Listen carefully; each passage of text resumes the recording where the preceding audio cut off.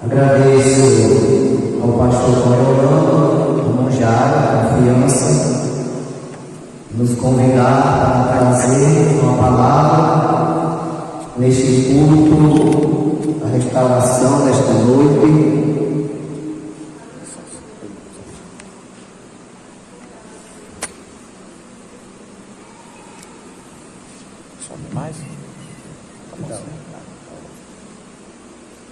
Estamos aqui, irmãos, como servo, o soldado tem que ser obediente ao seu superior. Não podíamos aqui dizer um não ao nosso pastor, ao nosso irmão Jair, e primeiramente a Deus. E nesta noite, irmãos, eu quero, com a igreja, ler apenas um versículo. No livro de Gênesis, capítulo 39, versículo de número 2.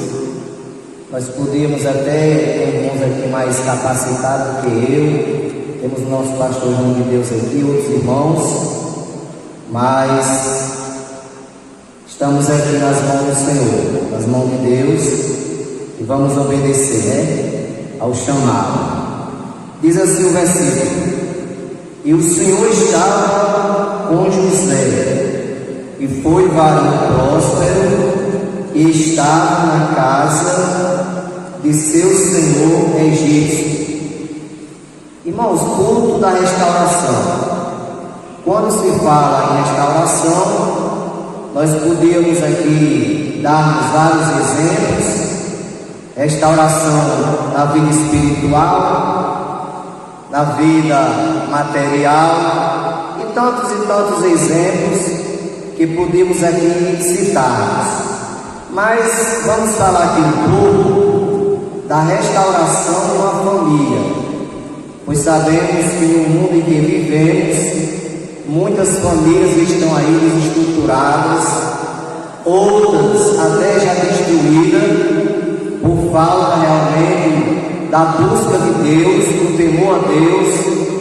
E graças a Deus que nós, o povo de Deus, temos esse prazer e esta alegria de buscarmos a Deus e estarmos aqui nessa noite em mais um culto da restauração. Deus, nós sabemos que executou o plano de preparar uma nação para que o adorasse. Nós sabemos que se o homem não tivesse pecado, o céu estava na terra, o céu seria na terra, porque Deus fez tudo, preparou aquele belo jardim, fez o homem, vendo o homem só, lhe deu a companheira e mandou que ele multiplicasse e enchesse a terra. Porém, o homem que Deus criou com tanto prazer e amor, pois a Bíblia diz que Deus criou tudo pelo poder da sua palavra. Deus dizia: haja céu, e os céus apareciam, haja terra, e a terra aparecia, e tudo foi feito pelo poder da sua palavra. Porém, ao homem, Deus teve o prazer de fazer com as suas próprias mãos, e fez o homem com muito cuidado, com os seus detalhes, os mínimos detalhes. Deus fez o homem e soprou em suas narinas o fôlego de vida, e o homem foi feito alma vivente. Mas Deus, vendo o homem só, cerrou uma das suas costelas e fez uma companheira, uma adjutora, e mandou que multiplicasse e enchesse a terra. E ali não faltava nada para o homem, não faltava nada para aquele casal. Porém, aquele homem preferiu ouvir vozes estranhas do que ouvir a voz do seu Deus. Aquele homem preferiu desobedecer o seu Deus do que obedecer. Mas Bíblia diz que após o homem pecar, Deus o destituiu, o lançou fora do jardim, e ali a cada dia a humanidade pecava mais, a violência se multiplicava sobre a face da terra, e Deus pensou em destruir o homem que havia feito.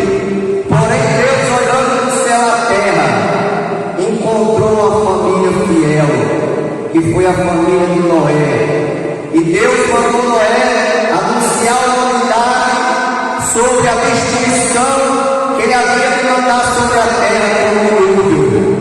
E Noé pregou, fez a arca, fez tudo conforme Deus lhe ordenou. Porém a Bíblia diz que após o dilúvio a nação se multiplicou, mas o homem continuou ainda fazendo coisas que não eram do agrado de Deus. Aí Deus arquitetou em criar uma nação que o adorasse, que servisse somente a Ele. E nós vemos no capítulo 12 de Gênesis, Deus fala com Abraão, que até então é Abrão, depois passa a ser Abraão. Lá no capítulo 12, versículo 1, Deus fala com Abraão e diz: Abraão, sai da tua terra e da tua parentela, e vai para uma terra que eu te mostrarei. E Abraão, em obediência ao seu Deus, saiu com a sua esposa Sara, com o seu sobrinho Ló, com a família de Ló e com seu rebanho, seus servos e suas servas, e saiu em busca da terra que Deus ainda ia mostrar, porque Abraão é conhecido como o pai da fé. Abraão saiu dali pela fé que ele tinha no seu Deus, no Deus dos céus, criador do céu e da terra, porque o Espírito aos Hebreus diz que a fé é o firme fundamento das coisas que se espera e a prova daquilo que não se vê. Abraão não sabia onde era a terra, Abraão não conhecia qual era a terra, mas pela fé Abraão estava vendo. Porque nós somos o povo de Deus e nós vemos as coisas de Deus pela fé. Nós andamos pela fé e não por vista. E Abraão saiu, e Deus, na caminhada de Abraão, Deus falou com Abraão no capítulo 11, o capítulo 15, que ele saísse da onde ele estava e olhasse para o céu, para as estrelas, e tentasse contá-las. E Abraão não foi capaz de contá-las, porque só Deus é quem sabe quantas estrelas no céu. E Deus disse: Abraão, assim vai ser a sua descendência, será como as estrelas do céu. E Deus prometeu a Abraão que ele seria pai, porque até então ele não tinha filho, porque Sara era estéril. E humanamente falando, era impossível uma mulher estéril ter filho, mas nós, igreja, servimos ao Deus que abre a madre e faz a mulher estéril ter filho. Aleluia! E a Bíblia diz, irmãos, que quando chegou o tempo determinado por Deus, Sara engravidou e teve a criança, colocou seu nome de Isaac, porque era o filho da promessa, porque Sara tentou ajudar a Deus, dando a sua serva Agar para se deitar com Abraão, porém não era o filho da promessa. O filho da promessa não era Ismael, mas Isaac. E nasceu Isaac, e Isaac cresceu no temor de Deus, nos ensinamentos de seu pai. E a Bíblia diz que Deus preparou uma esposa para Isaac, que se chamou Rebeca, e eles se casaram e tiveram 2 filhos gêmeos, Jacó e Esaú. A palavra Jacó significa enganador, suplantador, porque Jacó realmente era um enganador. Mas Paulo ensina que os enganadores irão de mal para pior, enganando e sendo enganado. Meus amados, a gente nunca venha querer enganar ninguém, porque depois seremos enganados. Com a mesma moeda nós pagaremos. E Jacó enganou ao seu pai Isaac, na sua velhice, já cego, não conseguia enxergar mais. Enganou o seu pai, enganou o seu irmão Esaú, tomou a sua bênção, comprou o direito da primogenitura, porque Esaú era um tipo de crente que não dá valor às coisas de Deus, prefere dar valor às coisas que não são de Deus do que as coisas de Deus. E Esaú desprezou a bênção que era direito da primogenitura e vendeu a sua primogenitura pelo prato de pisado. E Jacó enganou também a seu irmão. Mas a Bíblia diz que Jacó fugiu da sua casa e foi para a casa do seu tio Labão. Labão era tio de Jacó, irmão de Raquel e Rebeca, irmão de Rebeca, Labão. E ao chegar lá, Jacó se interessou por sua prima Raquel e falou com Labão, seu tio, dizendo a ele que queria casar com Raquel. E Labão colocou uma condição para ele casar com Raquel, que ele teria que trabalhar 7 anos para que assim tivesse direito de casar com Raquel. E Jacó estava tão apaixonado por Raquel que ele trabalhou 7 anos por Raquel. Mas no dia do seu casamento, Jacó foi enganado. Da mesma forma que ele enganou o pai, da mesma forma que ele enganou o irmão, ele também foi enganado. Porque as mulheres daquela época, daquela região, elas casavam-se com o rosto coberto. Depois aquele noivo ia saber quem ia ver o seu rosto. E quando Jacó acordou e viu que não era Raquel, e sim Léia, foi falar com Labão. E Labão disse: não, o nosso costume aqui é casar primeiro as mais velhas, depois as mais novas. Se você quer Raquel, trabalhe para mim mais 7 anos. E Jacó trabalhou 14 anos por Raquel e casou-se com Raquel. E de Jacó formou-se as 12 tribos de Israel, da onde Deus queria criar uma nação, porque Deus começou por Abraão, depois Isaac, depois Jacó. Porque nós servimos, igreja, ao Deus de Abraão, ao Deus de Isaac e ao Deus de Jacó. E Jacó foi o pai dos 12 filhos, que foram as 12 tribos de Israel. E dali surgiu a nação de Israel. Porém, no capítulo 37, a Bíblia fala da história de José. José, filho de Jacó com Raquel, primeiro filho da sua velhice. Nasce José, um exemplo de filho. Se José ainda existisse hoje, ele era um filho que estava enquadrado nos ensinamentos de Paulo, no capítulo 6 de Efésios. Vós, filho, obedecer a vossos pais no Senhor. E José seria um jovem filho obediente, se fosse nos dias atuais, como ele foi também no passado. E José era tão obediente que Jacó fez uma túnica de várias cores. E os irmãos de José não gostavam dele, porque via que o pai gostava mais de José. Mas não é que o pai amasse mais a José, o pai amava a todos, mas porque José era mais obediente. José era mais obediente a ele, então o pai confiava mais nele do que os outros. Jacó sabia que José era um filho responsável, que dava conta do recado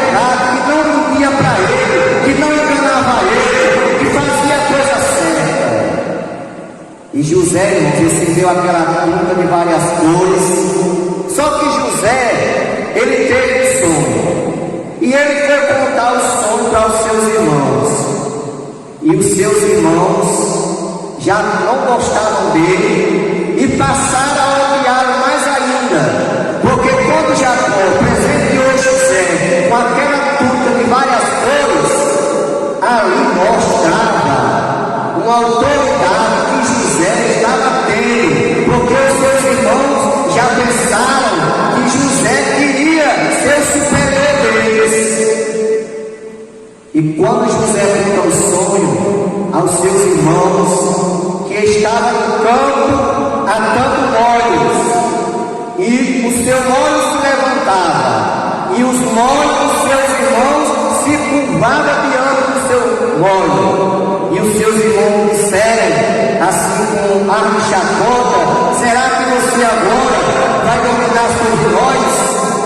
E depois José teve um sonho e contou diante do seu pai e seus irmãos, e disse que o sol, a lua e outras estrelas se inclinaram perante ele. E a Bíblia diz que Jacó repreendeu a José, porém guardava aquilo no seu coração.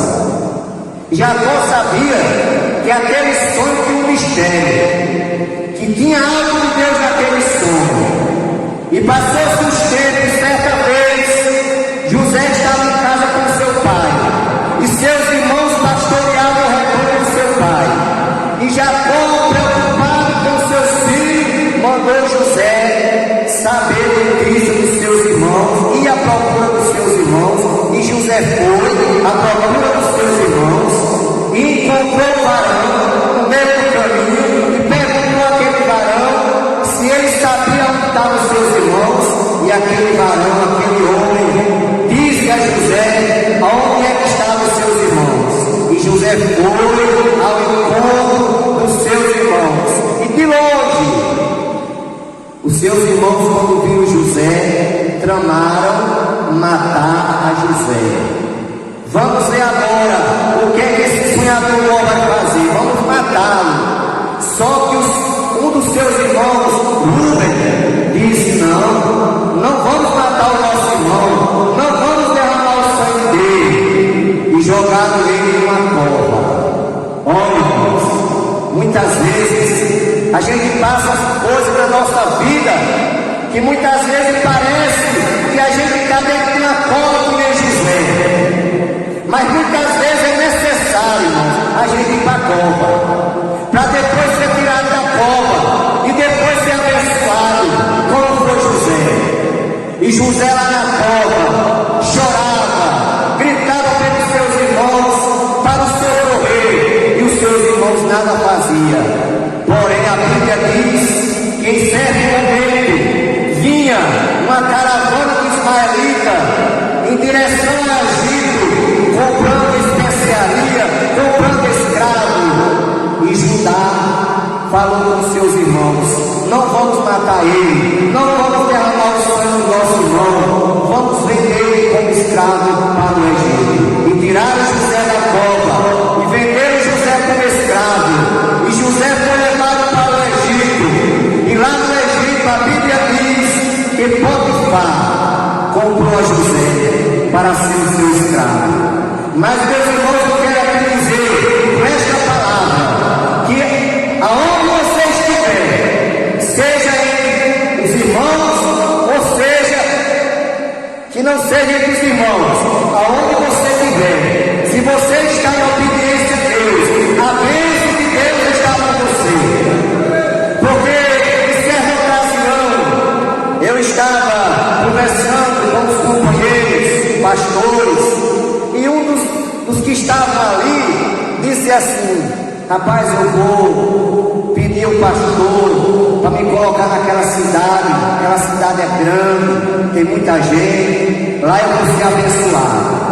E ali se levantou outro pastor e disse: meu irmão, meu companheiro, a bênção, meu companheiro, não está no lugar não, a bênção tem que estar em nós. Se a bênção não estiver em mim e você, não adianta você ir para Campo Grande não. Se você tiver com a bênção de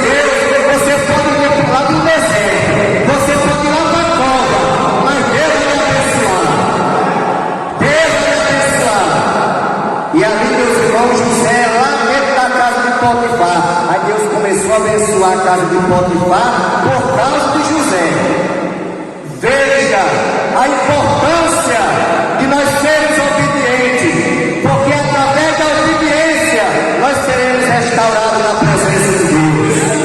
Não há restauração sem obediência, não há restauração sem oração, não há restauração sem estar dentro da vontade de Deus. Eu sempre costumo dizer que no alfabeto de Deus só existem 4 letras: O, B, D, C. Se não tivesse as 4 letras na nossa vida, O, B, D, C, obedecer, a gente pode orar quanto quiser, mas se nós não tivermos em obediência, nada vai acontecer em nossas vidas. Lá em Deuteronômio, Deus fala para o povo através de Moisés. Deus coloca uma condição para o seu povo e diz: eis que ponho diante de ti a bênção e a maldição. A bênção se ouvir a voz do Senhor teu Deus, e a maldição se não ouvir a voz do Senhor teu Deus. Irmão, se nós ouvimos a voz de Deus e obedecemos a sua voz, a bênção de Deus será derramada sobre nossa vida. Nós seremos verdadeiramente crentes restaurados na presença do Senhor. E a bênção de Deus caiu sobre a casa de Potifar por causa da obediência de José. Só que tem irmãos, que não fica satisfeito quando você é abençoado. Porque o crente, ele tem 3 inimigos terrenos. Ele tem 3 inimigos terríveis. Primeiro é o diabo, depois a carne, depois o mundo. Esses 3 inimigos nós temos: o diabo, a carne e o mundo. Por isso mesmo que Paulo diz que o sangue e a carne não herdarão o reino de Deus. Essa carne aqui, irmãos, que nós temos, ela não vai herdar o reino de Deus, não. Porque no arrebatamento ela vai passar pela transformação. A Bíblia diz, Paulo escrevendo lá aos Tessalonicenses, que no arrebatamento da igreja, Jesus vai voltar. Os que dormem em Cristo ressuscitarão primeiro, e nós, os que tivermos vindo, seremos transformados e arrebatados com Ele, juntamente para os ares, a encontrar o Senhor. Então seremos transformados e arrebatados. Mas a Bíblia fala que o diabo vai usar a mulher de Potifar para tentar a José, para se deitar com ele. Que ele venha se deitar com ela. Só que José, irmãos, 17 anos de idade. Eu vou dizer uma coisa aqui, irmãos, que eu sempre costumo dizer: para ser crente não tem idade, porque muitos têm a desculpa. Eu digo isso porque eu já fui jovem, já fui rapaz, aceitei a Cristo com 16 anos de idade.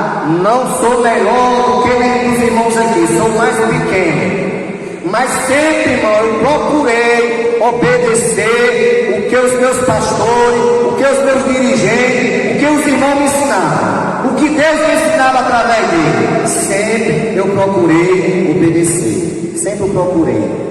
Porque o segredo está na obediência. Aí tem pessoas que dizem assim: não, fulano de tal fez isso porque é muito jovem, não tem experiência.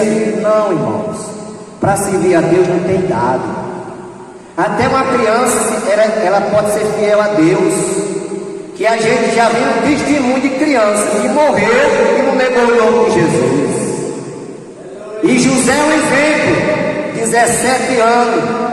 Os seus hormônios estavam na flor da pele, como diz o ditado, como costumamos dizer. Ele tinha tudo ali. Se fosse um jovem realmente que não vigiasse, ele tinha tudo para pecar, mas ele não pecou. Quando a mulher tentava ele para se deitar com ela, ele disse: não, jamais eu vou pecar contra o meu Deus e contra o meu senhor Potifar, jamais. E pela última vez a Bíblia fala que ela se agarrou com ele, mas ele correu, deixou a sua capa e ali ela fez aquele cinema todo, mentindo e dizendo que José tinha abusado dela. E José injustamente foi preso lá no calabouço, passou 2 anos preso, sem dever nada.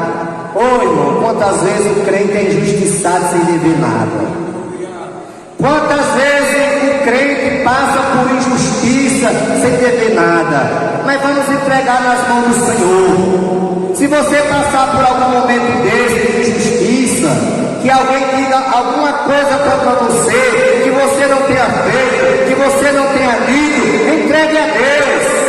Porque lá em Romanos está escrito: minha é a vingança, eu recompensarei, diz o Senhor. Entrega na mão do Senhor. Não precisa ir para a delegacia não. Delegacia de crente é joelho no chão. Precisa não, porque nós temos um juiz, que é o juiz dos juízes, que é aquele que peleja por nós, que é o Deus Todo-Poderoso, o Deus que abre o mar, o Deus que fecha a boca do leão. E ali José foi injustiçado, 2 anos preso, naquele calabouço injustiçado. Mas chegou o momento de José ser lembrado pelo copeiro do rei, que o rei teve um sonho, ninguém decifrava o sonho do rei, e mandaram chamar José, e José decifrou o sonho do rei, orou a Deus, Deus deu a interpretação, e ali a Bíblia diz que José foi exaltado, porque foi colocado como governador do Egito. Então, com esta palavra, eu quero dizer à igreja aqui nessa noite: se você vier passar por algum momento semelhante ao de José, porque muitas vezes, meus irmãos, se cumpre em nossas vidas o que Paulo ensinou. Paulo ensina lá em Romanos 8:28, porque todas as coisas contribuem para o bem daqueles que amam a Deus e daqueles que são chamados por seu decreto. Muitas vezes, quando passa por um momento difícil, mas é permissão de Deus. Eu, para ver a minha família salva, sabe o que foi que Deus fez, irmão? 1 ano de crente, 16 anos de idade eu tinha, 1 ano de crente, fui desprezado pela minha família. Eu morava numa rua, a igreja era na outra. Muitas vezes eu saía de casa chorando, ia continuar chorando na igreja nos pés de Jesus, porque a minha família me rejeitou por eu ter sido crente. Aí Deus vem, irmão, Deus trabalha como quer. Não adianta a gente questionar as coisas de Deus. Deus faz como quer. Aí Deus faz o quê? Permite eu adoecer no coração. As pressas me levam, me transferem para Messejana, que lá tem o hospital do coração, para me colocar um marca-passo. Nesse intermédio, olha o que é que Deus trabalha. Passei 4 dias isolado em um quarto, sem poder nem tomar um banho, cheio de aparelho ali, como os irmãos sabem como é. Meu irmão veio uma vez me visitar lá em Fortaleza, no tempo não conhecia ninguém, nem conheço. E quando meu irmão chegava, eu olhava uma toalha lá e passava no meu corpo, onde tudo ia passar, porque tinha aqueles aparelhos, aqueles fios lá. E eu sei, meus irmãos, resumindo a história, Deus faz com que eu me recupere um pouco, porque o médico não ia fazer a cirurgia de imediato, eu tenho que me recuperar um pouco, porque os irmãos sabem que por minuto o nosso coração bate 70, 80 pancadas. Eu saí de Mossoró, meu coração bateu 25. Eu nem sentar podia. Quando eu tentava sentar, me desmaiava. E aí eu me recuperei, o médico disse assim: olha, você vai em casa, vem com seus parentes, seus familiares, retorne para me fazer a sua cirurgia. Aí o que é que Deus faz, irmão? Eu naquela situação debilitada, voltei para Mossoró, meu irmão me trouxe de volta para ver a família, e tinha um dia marcado de eu voltar para fazer a cirurgia. Aí passa os irmãos lá em casa. Aí fala com o meu pai pedindo autorização. Eu era de menor, 16 anos de idade, estava naquela situação. E os irmãos me levam para a igreja. E quando eu cheguei na igreja, a igreja superlotada, o pastor aqui conhece, o templo da Boa Vista, alguns irmãos conhecem, ali na Coelho Neto, a igreja superlotada, e a igreja lá é grande, estava superlotada dentro, por fora tinha muita gente. Isso uma tarde de sábado. E os irmãos com muita dificuldade encontraram um canto para me sentar lá no meio lá. Me colocaram lá no prensado, mas eu sentei lá no banco lá. E quando o pastor passou a direção para o pregador é aquele pastor, aliás, que mataram ele, né? Assassinaram ele. O pastor Davi Suíra, de Fortaleza. Quando aquele pastor, pela primeira vez que vinha ali, que pegou o microfone e saudou a igreja e disse para a igreja: olha, irmãos, eu vou pregar nessa tarde, mas quando eu me ajoelhei aqui, Deus me mostrou alguém que chegou aqui, que está com a sua cirurgia marcada, e ele falou até que cirurgia era. Essa pessoa vai fazer uma cirurgia no coração, foi o que Deus me mostrou, e eu vou orar primeiro, e Deus é por essa pessoa. Meus amados irmãos, quando esse pastor começou a orar, eu senti o poder de Deus, aquela presença gloriosa em minha vida, e Jesus me curou na hora, me curou, e eu já cheguei em casa, convicto da minha cura, do meu milagre, já cheguei contando, mesmo sabendo que meu pai ou meus irmãos não acreditavam, mas já cheguei testificando e dizendo que eu tinha sido curado, e estou aqui, irmãos, de 92 para 2002, há 30 anos. Por quê? Porque Jesus, quando cura, está curado. Jesus, quando cura, está curado. E aqui, meus irmãos, nós vemos nesse texto que temos lido a fidelidade de José, e através de José, dos irmãos de José, foi formado a nação de Israel, o povo adquirido, o povo escolhido por Deus. E nós sabemos, irmãos, que essa nação é escolhida, a nação de Israel. É tanto que muitos países já tentaram destruir Israel e nunca conseguiram. Sabe por quê? Porque Deus é com Israel. Você sabe o tamanho de Israel qual é, irmão? O menor estado do Nordeste, Sergipe.